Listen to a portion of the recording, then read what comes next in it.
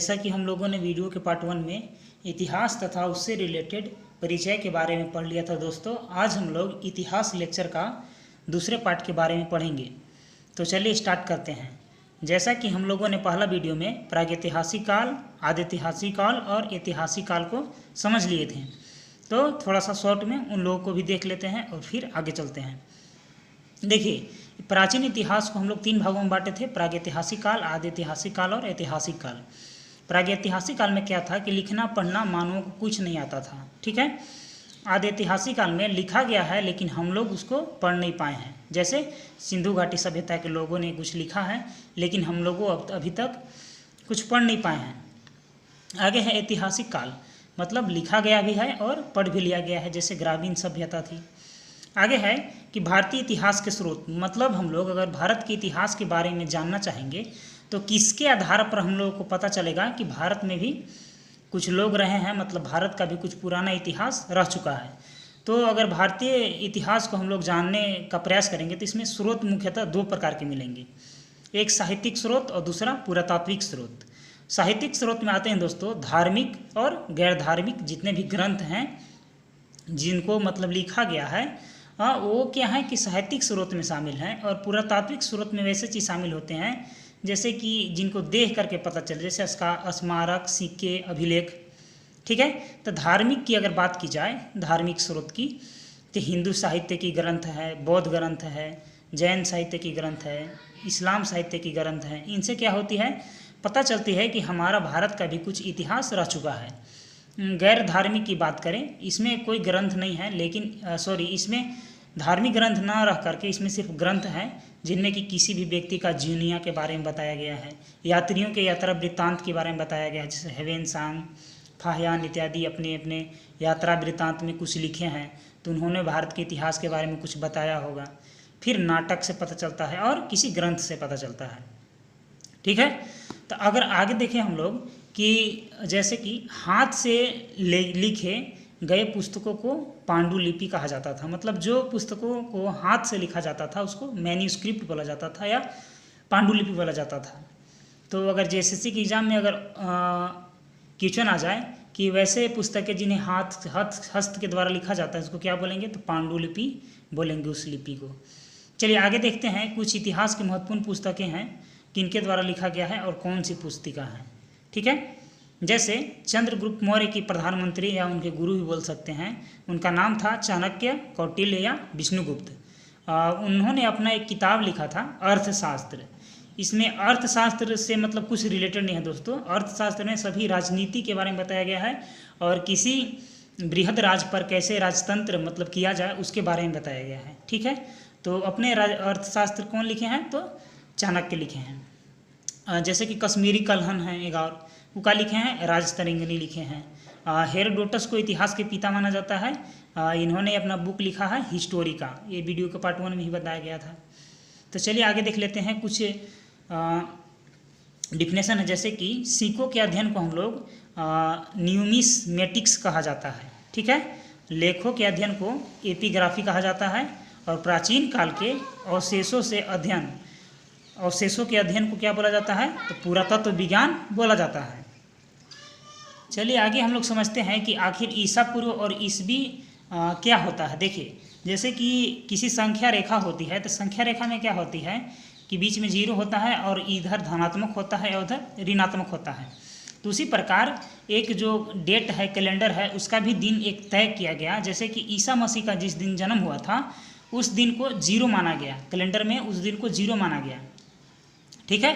और ईसा मसीह के जन्म के पहले वाला जितने भी दिन थे दोस्तों, तो उसको बोला जा गया कि ईसा पूर्व, मतलब ईसा मसीह के जन्म के पहले वाला दिन, मतलब BC, ठीक है, before the birth of the Jesus Christ. आगे है कि ईसवी, तो मतलब ईसा मसीह के जन्म के बाद वाला जितने भी हैं इनको AD बोला जाता था, एनो डोमिनी, ठीक है, मतलब ईसा मसीह के जन्म के बाद ये सब हुआ है। तो आगे है कि जैसे इसको समझ लेते हैं कि महात्मा बुद्ध का जन्म 563 ईसा पूर्व में हुआ, ठीक है। मतलब है कि ईसा मसीह के जन्म के 563 वर्ष पहले ही महात्मा बुद्ध का जन्म हो चुका था, ठीक है। चलिए आगे देखते हैं, जो इतिहास का जो भाग है पहला प्रागैतिहासिक काल, उसके बारे में कुछ पढ़ लेते हैं। देखिए, प्रागैतिहासिक काल जो है वो मुख्य रूप से 3 भागों में बांटा गया है, पूरा पाषाण काल, मध्य पाषाण काल और नवपाषाण काल। पूरा पाषाण काल की समय की बात की जाए तो 20 लाख साल पहले से लेकर के 12,000 साल पहले तक। मध्य पाषाण काल की बात की जाए समय की तो 12,000 साल पहले से लेकर के 10,000 साल पहले तक, और 10,000 साल पहले से लेकर के 4,000 साल पहले तक नवपाषाण काल का अवधि रह चुका है दोस्तों। ठीक है, पूरा पाषाण काल से मुख्य रूप से क्वेश्चन ये पूछा जाता है कि आग का आविष्कार कब हुआ। तो आग का आविष्कार दोस्तों पूरा पाषाण काल में हुआ था। ठीक है, इस समय आदि मानव जो गुफाओं में रहते थे, ठीक है, और अनगढ़े मोटे पत्थर औजार के रूप में इस्तेमाल करते थे और उन्हीं से उनका शिकार करते थे। भोजन जो है ज़्यादा मांस खाते थे, मतलब आखेट करके तभी खाते थे। और इसमें क्या था कि जो जानवरों को मारा जाता था बहुत ज़्यादा तौर से मारा जाता था। ठीक है, मतलब आखेट बहुत ज़्यादा होती थी। ठीक है, आगे है कि जैसे कि अब देखिए बहुत ज़्यादा मारा गया पूरा पाषाण काल में, तो मध्य पाषाण काल में क्या हुआ कि उनको खाने भोजन के लिए थोड़ा सा कठिनाई होने लगी। तो ये क्या किए कि किसी चीज़ को पालने लगे। यदि उनको भूख लगता था तो तत्काल उसको मार करके और खा लेते थे। तो पशुपालन में सबसे पहले कुत्ता पालना स्टार्ट हो गया। ठीक है, ज़रूरत के अनुसार अगर उनको भोजन की आवश्यकता होती थी तो उस कुत्तों को मार देते थे। ठीक है, तो अगर पूछा जाए कि सर्वप्रथम कौन सा ऐसा जीव है जिसे आदि मानवों ने पालतू बनाया, तो कुत्ता था।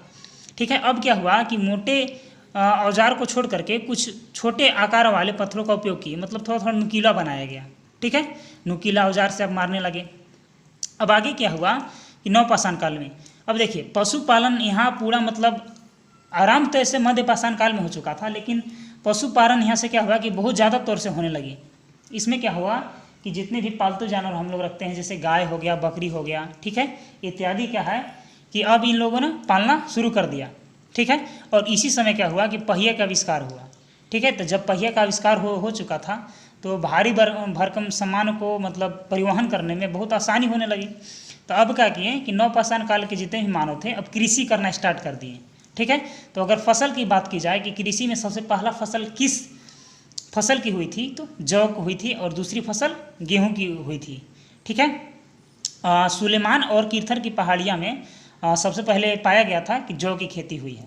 ठीक है, अब क्या था कि इस मिट्टी के बर्तन का उपयोग ज़्यादा होने लगा। जैसे कि फसल हुआ, फसल तैयार हुआ तो अब उससे खाना बनाने लगे। तो खाना किस में बना था, तो मिट्टी के बर्तन में खाना बनता था।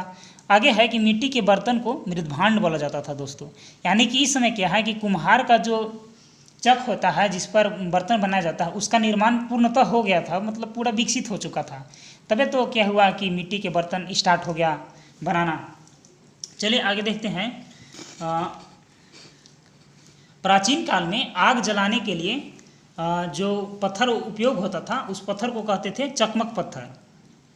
ठीक है, पूरा पाषाण काल के औजार हैं, जैसे उड़ीसा में मिले हैं मयूरभंज, मध्य प्रदेश में मिले हैं भीमबेटका, राजस्थान में दिदवाना और गुजरात में हिरान घाटी।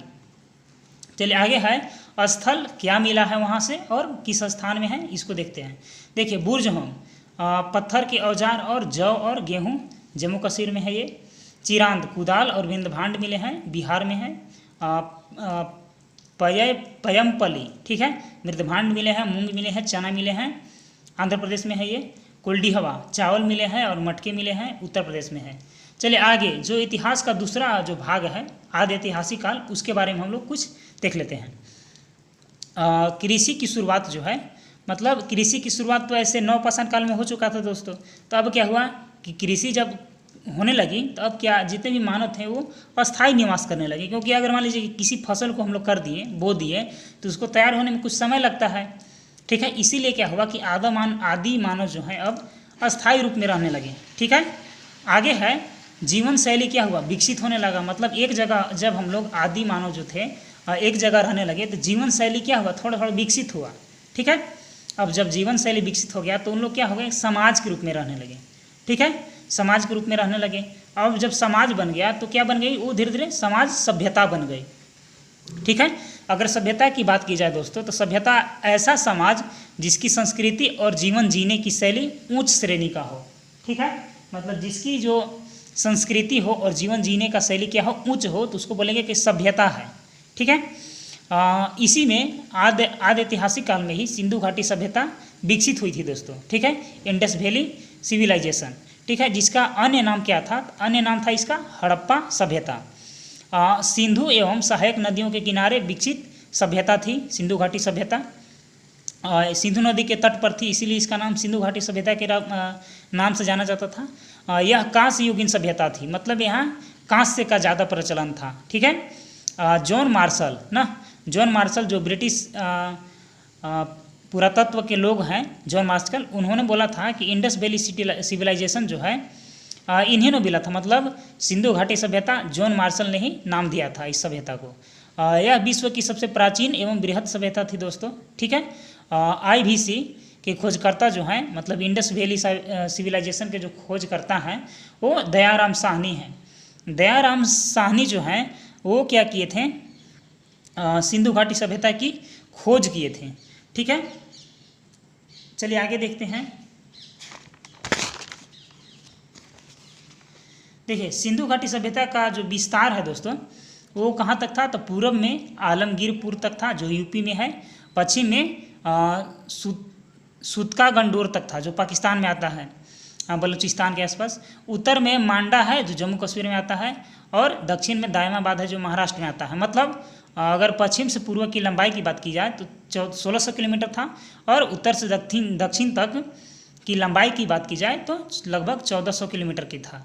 आगे है कि जो 6 बड़े नगर थे सिंधु घाटी सभ्यता में बसे हुए, तो उन्होंने जैसे कि मोहनजोदाड़ो। ठीक है, मोहनजोदाड़ो की बात की जाए तो इनकी खोज कौन किए थे? तो राखल दास बनर्जी 1922 में, और हड़प्पा की खोज दयाराम साहनी 1921 में किए थे। ठीक है, तीसरा है गनवारी वाला। ठीक है, चौथा है धौलावीरा, और पांचवा है राखीगढ़ी, फिर है कालीबंगा, छठा है। आगे है सर्वाधिक जो स्थल मिले हैं भारत के स्वतंत्रता के बाद वो गुजरात में मिले हैं सिंधु घाटी सभ्यता के। ठीक है, और बंदरगाह जो है लोथल और सूरकोटेजा को कहा जाता है। स्नानागार जो है मोहनजोदाड़ो में मिला है। ठीक है, ये क्या था? मतलब बृहद क्या था? ये खुला स्थान था। ठीक है, लेकिन अगर सबसे मतलब बृहद इमारत भी था, इसकी खोज कौन किए थे मोहनजोदाड़ो की? तो राखल दास बनर्जी 1922 में किए थे। लेकिन अगर बृहद इमारत की बात की जाए, मतलब ऊंची इमारत की बात की जाए, तो वो था अन्नागार, जिसमें अनाज को रखा जाता था। आगे है मोहनजोदाड़ो का अर्थ होता है कि मृतकों का टीला, और वहाँ पर पशुपतिनाथ की मूर्ति मिली, जिसको मतलब जिन्हें हम लोग शिव भगवान के रूप में जानते हैं। ठीक है, फिर है अनाज रखने वाला घर को अन्नागार कहा जाता था। ठीक है, तो JSSC के रूप में एग्ज़ाम में मुख्यतः इन्हीं सब प्रश्नों में से एक आध दो आएंगे दोस्तों, तो आप इन्हें देख लीजिएगा। ऐसा माना जाता है कि सिंधु घाटी सभ्यता का जो विनाश है वो भूकंप या बाढ़ की वजह से हुआ। मतलब इस पर अभी तक पूर्णतः टिप्पणी किसी के द्वारा नहीं किया गया है प्रमाणित रूप से, लेकिन एक अंदाज द्वारा कहा जाता है कि इसका जो सभ्यता का जो विनाश है वो भूकंप या बाढ़ की वजह से हुआ था दोस्तों। ठीक है, तो आज के लिए इतना ही, मिलेंगे अगले वीडियो में, तब तक के लिए धन्यवाद।